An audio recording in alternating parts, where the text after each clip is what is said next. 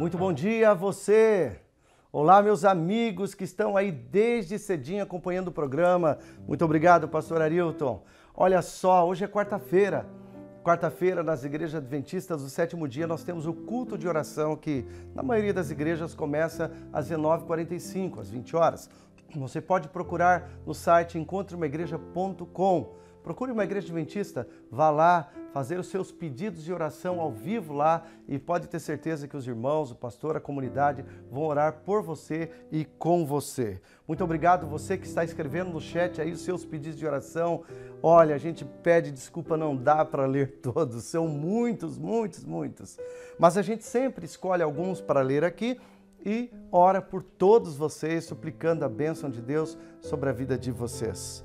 Hoje, por exemplo, a Rosa está dizendo: bom dia, sou de Santo Antônio, no Maranhão. Olha que bênção, terra que tem Jussara, né? Aqui nós falamos açaí, lá vocês falam Jussara. Peço oração pelo meu filho Yuri, ele bebe muito e usa outras coisas também. Ele vai fazer 30 anos. Sou evangélica e minha filha é adventista, mas meu filho e o meu esposo não. Peço oração por ele, pela minha família. Yuri, a sua mãe está pedindo por você. Todo aquele que vier após mim, de maneira nenhuma o lançarei fora. Busque o Senhor, Ele vai lhe dar força para superar esses vícios. Edilânia Pires Gama, peço oração por um casal que sofreu um acidente automobilístico e está em estado grave no hospital. A esposa está mais grave, Juliana e Fabiano. Eles são de Mirouros, na Bahia. Sim, Edilânia, vamos orar pela Juliana e pelo Fabiano, tá bom? O Dedes Antônio diz: bom dia, pastor. Sou um adventista do sétimo dia e sou batizado. Peço uma oração em favor de mim e do meu irmão Belói, que está com problema no peito. Vamos orar por ele, sim. O Daniel Lobo: olá amigos. Imploro por vossas orações em favor do Tiago Lobo, de Campo Grande, Mato Grosso do Sul. Ele é meu irmão e está com um câncer terrível, mas cremos no poder absoluto de Deus. Por isso suplico a vocês que orem por ele, por favor, que Deus abençoe esse ministério. Um abraço, pastor Arilton. Aqui dá para você ter uma noção de quantas pessoas ouvem esse programa maravilhoso, a grande audiência que ele tem. Nós agradecemos porque você acompanha o nosso programa e você confia em escrever aí no chat ou nos canais que aparecem aí na sua tela o seu pedido de oração. Buscar-me-eis, diz a palavra do Senhor, e me achareis quando me buscardes de todo o vosso coração. Eu quero ler um texto que diz assim: é necessário que sejamos diligentes em orar. Não permita que nada o atrapalhe. Faça todo esforço para manter ativa a comunhão entre Jesus e seu coração. Aproveite todas as oportunidades para ir aonde se costuma orar. Os que estão realmente buscando comungar com Deus serão vistos em reuniões de oração, fiéis ao seu dever, fervorosos e ansiosos para colher todos os benefícios possíveis. Aproveitarão cada oportunidade de se colocarem onde possam receber os raios da luz do céu. Por isso, com base nesse texto, eu convido você para a reunião de oração que nós teremos nas igrejas adventistas do sétimo dia aí, tá bem? Hoje à noite. Vamos orar então, neste momento. Querido Deus e Pai, no nome do Senhor Jesus, eu oro por cada pessoa que está escrevendo, que já escreveu ou que vai escrever o seu pedido de oração. Por favor, Senhor, que a Tua graça e a Tua misericórdia possa chegar em todos os lares, a todos que estão ouvindo ou que ouvirão este programa. Senhor, há um irmão aqui pedindo por seu irmão que está com câncer. Tem misericórdia, Senhor. Tem uma mãe pedindo por seu filho que tem alguns vícios. Senhor, tem pessoas aí no chat pedindo por saúde, por trabalho. Uma pessoa está pedindo por suas dívidas que precisa pagar, pedindo por misericórdia, crescimento espiritual, solução de problema no casamento. Por favor, Senhor, ouça cada um deles. Mães estão preparando o cafezinho da manhã agora para os seus filhos, estão saindo trabalhar. Cuida dos seus filhos, onde quer que chegue este programa, que o Senhor possa abençoar a todos. Em nome de Jesus. Amém, Senhor. Muito bem, queridos amigos, agora é o momento de estudarmos a Bíblia aqui no programa Encontro com a Vida. Mas antes de entrarmos no tema, eu tenho um convite todo especial a fazer para você. Todas as quartas-feiras nós temos um culto especial na Igreja Adventista. Chamamos um culto de oração. Todos os nossos cultos são abertos a todas as pessoas. E hoje, às 8 da noite, você é convidado a visitar uma igreja adventista bem pertinho de você. Caso você não saiba onde tem uma igreja, você pode acessar o nosso site, encontreumaigreja.com.br. Nesse site você põe o seu CEP e você vai encontrar a igreja mais próxima da sua casa. Venha com sua família, juntos nós vamos adorar a Deus e estudar a palavra, e você vai ter hoje, na noite de quarta, a oportunidade também de apresentar os seus pedidos de oração ou agradecimentos. É um momento muito especial, onde a gente se junta para estudarmos a Bíblia, para nos confraternizarmos, e você é o nosso convidado. Ou então, nos visite um sábado pela manhã. Todos os sábados às 9 da manhã, as nossas igrejas adventistas abrem para receber a comunidade adventista e todos os nossos amigos. Sábado, 9 da manhã, é o horário oficial dos nossos cultos também, e você é o nosso convidado. Quer aprender mais da Bíblia? Acesse o nosso site bibliamais.com.br. Lá você tem cursos bíblicos com videoaulas, questionários, quiz, para você aprofundar e testar seu conhecimento bíblico. Por isso, venha aprender mais da Palavra de Deus em nossa plataforma e você vai crescer em sua experiência com Deus. Minha Bíblia já está aqui, espero que a sua também já esteja aí. Esta semana estamos estudando a respeito de alguns chamados que Deus fez aos discípulos. Ontem estudamos um pouquinho sobre o chamado de Pedro e seu irmão André.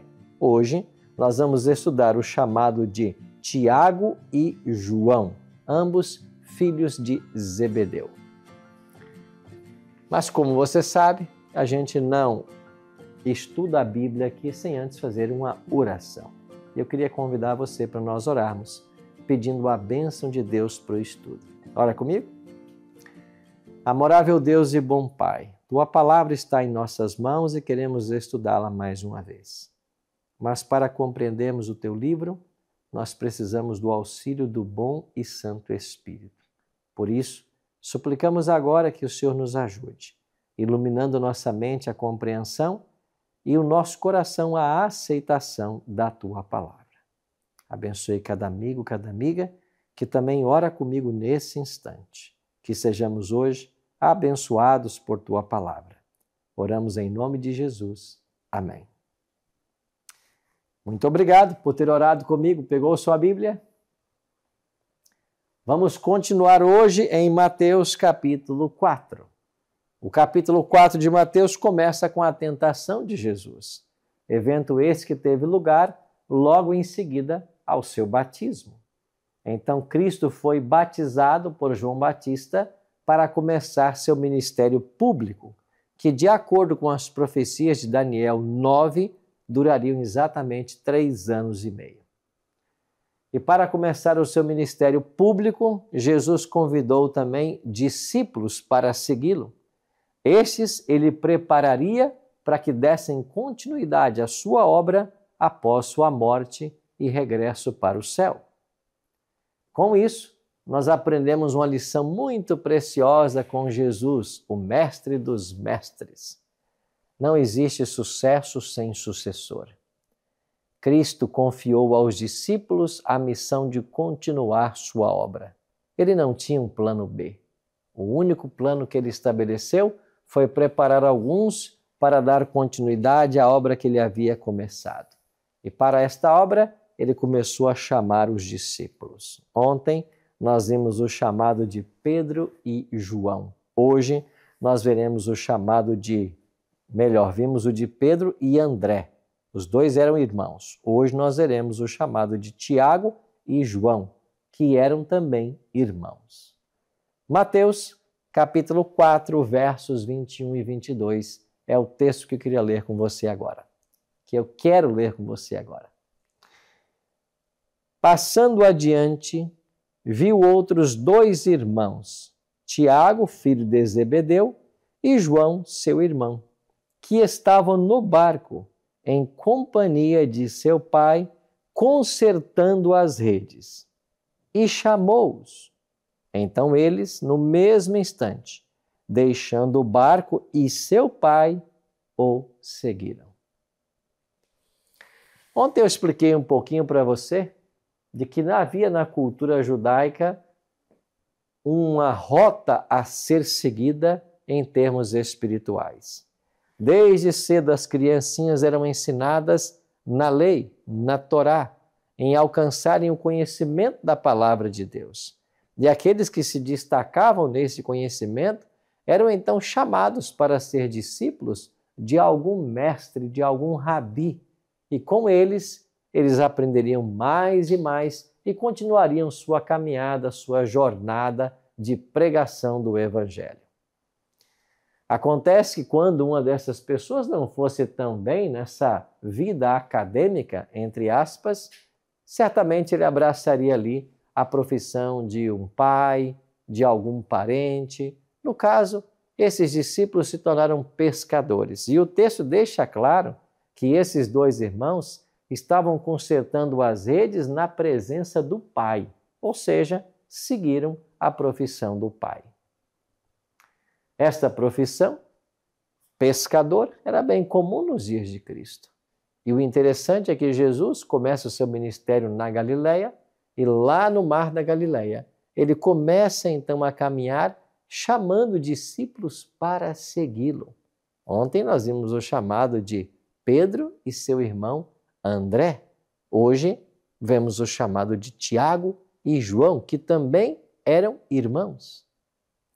O texto diz que eles eram filhos de Zebedeu e eles estavam ali com Zebedeu consertando as redes. Estavam na companhia do pai.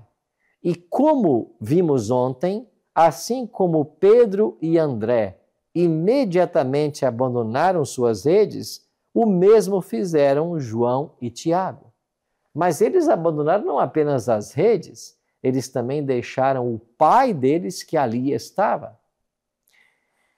Em dado momento do seu ministério, mais um pouco à frente, Jesus vai declarar: aquele que não deixar pai e mãe por mim não é digno de mim. Esses dois discípulos não deixaram apenas as redes, deixando ali o barco e seu pai. Será que Zebedeu concordou com aquela decisão dos seus filhos? Como seria o sustento da família daquele momento em diante? Será que Zebedeu ainda possuía juventude suficiente para dar conta sozinho do trabalho? Será que Zebedeu criticou a atitude dos filhos ou apoiou para que eles seguissem a Jesus? São fatos que a Bíblia não traz à tona rapidamente para nós. Mas o que eu queria explorar com você nesse texto é que muitas vezes o chamado que Jesus nos faz envolve abandonar membros de nossa família, ou até mesmo toda a família.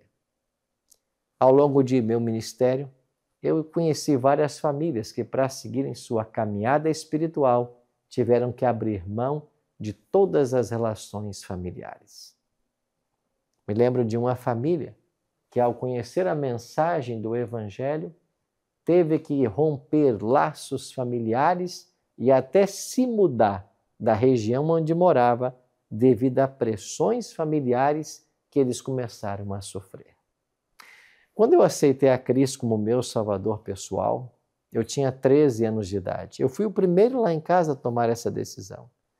Mas, felizmente, ainda que minha família não fosse comigo, não me seguisse naquele momento, eles não se opuseram em momento algum. Eles deixaram que eu fizesse as escolhas. Pode ser que você passou por uma experiência semelhante à minha. Ou talvez eu esteja falando com alguém agora que tem pago um alto preço pela decisão que tomou de seguir ao Senhor. Talvez você teve que romper laços com familiares, com amigos, relações que você muito estimava. Mas pessoas que não aceitam a decisão que você tomou, nem acreditam no Cristo como você acredita. Lembre-se do que Jesus disse: aquele que não deixar pai e mãe por mim não é digno de mim. Jesus olha para cada um de nós. Ele sabe cada situação que nós enfrentamos. Ele sabe cada dor que nós passamos. Ele sabe cada preço que nós temos que pagar às vezes para seguir a vontade dele. E a sua caminhada, o seu sofrimento, a sua prova, ela não será em vão. Deus está olhando para você. E se você teve que um dia abrir mão de algum familiar para seguir a Jesus, grande será a sua recompensa lá nos céus. Porque aquele que não abrir mão de pai e mãe por Cristo não é digno dele. Isso não quer dizer que nós vamos nos virar contra nossos familiares. Isso não quer dizer que ser um discípulo de Cristo implica em brigar com a família. Não, às vezes você tem que separar-se por algumas circunstâncias, mas você não nutre nenhum ódio contra seus familiares. Você está sempre aberto para recebê-los. Você deseja manter boas relações. Se de lá para cá, quem sabe, não é assim, o nosso comportamento deve ser esse. Nós não devemos odiar as pessoas, nós não devemos estar tristes e lamentar porque alguma coisa aconteceu que nos separou, mas entender que cada pessoa tem o seu livre-arbítrio, tem o seu ponto de vista. Às vezes, todos nós temos que pagar por escolhas que fazemos. Mas não se engane, Deus olha para cada situação, está olhando para você e vai te ajudar, mesmo diante das dificuldades e dilemas que temos que enfrentar. Mas eu queria chamar a sua atenção mais uma vez para o texto de hoje.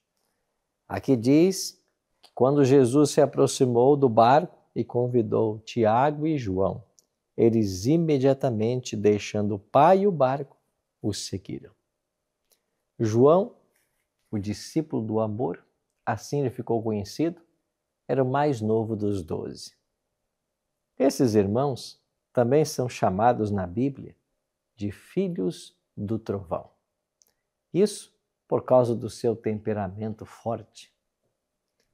Interessante como que a convivência com Cristo muda as pessoas. João, o filho do trovão, se tornou discípulo do amor. Foi através da convivência com Cristo que dia a dia o seu caráter foi transformado. Através das caminhadas, das viagens, através das frugais refeições que ele fazia com Jesus, através dos ensinos e das pregações que ele ouvia, ou seja, o contato com Jesus e com os ensinos de Cristo foram mudando completamente o coração de João. E de um homem tempestivo, tornou-se o discípulo do amor. Isso ensina para mim e para você hoje uma preciosa lição. A palavra de Deus diz que nós somos transformados pela contemplação. Nós nos parecemos naquele com quem nós demoramos, com quem passamos tempo. E se queremos ser mais semelhantes a Cristo, precisamos passar também tempo com Ele. E como se passa tempo com Jesus? Se passa tempo com Jesus através do estudo da Bíblia e da oração, do contato diário. É assim que a gente ganha intimidade com Jesus. Então nós devemos ser pessoas que estudam a Bíblia e pessoas que oram. Todas as vezes que você abre esse livro sagrado, é a boca de Deus que está falando com você. E todas as vezes que você ora, é você que está falando com Deus e apresentando para Ele as suas necessidades, os seus sonhos, os seus projetos. E não se engane, Deus não é como um pai neurótico que espera ouvir apenas boas notícias de seus filhos. Deus deseja saber exatamente aquilo que vai em nosso coração. Deus deseja ouvir as nossas lutas, nossas dores, o nosso clamor. E quem sabe quantas vezes João tenha orado a Jesus e tenha dito para ele da dificuldade de controlar seu temperamento forte. E quantos conselhos Jesus deve ter dado para João. Quantos momentos eles devem ter passado um em companhia do outro. E foram esses momentos que foram transformando o caráter e o coração de João para que ele se tornasse um verdadeiro seguidor de Cristo. Esse mesmo discípulo, outrora chamado Filho do Trovão, depois vai escrever 3 cartas, o Evangelho e o Apocalipse. E especialmente em suas 3 cartas, o destaque de João é o amor. João afirma: Deus é amor. Aquele que não ama não conhece a Deus, pois Deus é amor. Sim, a vida de João havia sido completamente transformada. A influência santa ou santificadora da presença de Cristo mudou completamente seu coração, seu temperamento. Olha o carinho que João escreve em suas cartas. Na sua primeira carta, capítulo 2, verso 1, João diz assim para a igreja: Filhinhos meus, estas coisas vos escrevo para que não pequeis. Que expressão carinhosa! Assim João se dirigia aos membros da igreja de seus dias. Filhinhos meus. João aprendeu por experiência o que é ser um verdadeiro seguidor de Cristo. E ele o fez quando gastou tempo ao lado de Jesus. Você vai se lembrar que João, mesmo sendo o mais novo de todos, foi o único que esteve lá, ao pé da cruz, no momento em que Jesus foi crucificado. Foi a João que Jesus, na hora da morte, encarregou também sua mãe, de cuidar de sua mãe. E disse para João: João, eis aí tua mãe. Maria, eis aí teu filho. E a Bíblia diz que daquela hora em diante, João tomou Maria e cuidou dela. Eu fico pensando quantas coisas João conversou também com Maria. E quanta luz Maria deu para João, trouxe para ele. Quantos detalhes contou a respeito da vida de Jesus que possivelmente ele não conhecia. E segundo a tradição, João cuidou de Maria como sendo sua mãe, até que esta morreu. O discípulo do amor, transformado pelo amor, para levar o amor às pessoas que o rodeavam. Depois, João é conduzido à ilha de Patmos. E lá na ilha de Patmos, ele tem uma visão do Cristo glorificado. Mas lembre-se, a visão do Apocalipse, ela acontece cerca de 65 anos depois da crucifixão de Jesus. Eu fico imaginando que haviam se passado décadas desde que Jesus havia sido assunto aos céus. E João, já em ditosa velhice, recebe mais uma vez a visita do Cristo. Dessa vez, lá na ilha de Patmos. E quando João contempla mais uma vez a Cristo, ele cai ao chão como morto. Mas Cristo põe sobre João a mão e diz assim: não tenha medo. Eu sou o Alfa e o Ômega. Aquele que vive, estive morto, mas eis que estou vivo pelos séculos dos séculos e tenho as chaves da morte e do inferno. Jesus se apresentou para João, agora em ditosa velhice. Jesus não se esquece dos jovens. Chamou João quando ainda era jovem. Jesus também não se esquece dos velhos, dos idosos. Foi lá na ilha de Patmos entregar para João a revelação do livro do Apocalipse. Eu não sei que idade você tem. Talvez eu esteja falando com alguém que é muito jovem hoje. Ou talvez com alguém que já caminha aí para os seus 70, 80, 90. Deus não se esquece de você. Em momento algum Ele se esqueceu. E não pense você que a despeito da sua idade, os olhos do Senhor não estejam sobre você. Ele está cuidando de cada detalhe da sua vida. Ele está cuidando e zelando por você, desejoso de que você permaneça leal e fiel ao Cristo que você um dia se entregou. E logo Ele virá para buscar a todos nós. Pois bem, meu amigo, minha amiga, Deus nunca se esquece de você.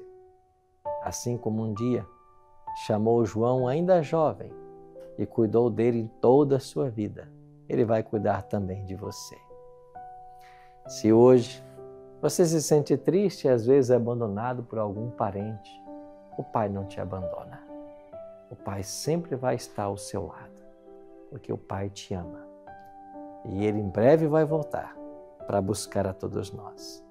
Que o nosso coração hoje se encha de esperança. Esperança na sua breve volta e na restauração de todas as coisas. Ora comigo. Amorável Deus e bom Pai, muito obrigado por saber que o Senhor nos ama e jamais se esquecerá de nós. Muito obrigado porque na convivência contigo nós temos o poder de ter nossa vida transformada.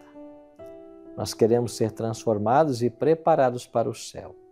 Por isso, Pai, nos abençoe e nos ajuda. Oramos em nome de Cristo. Amém.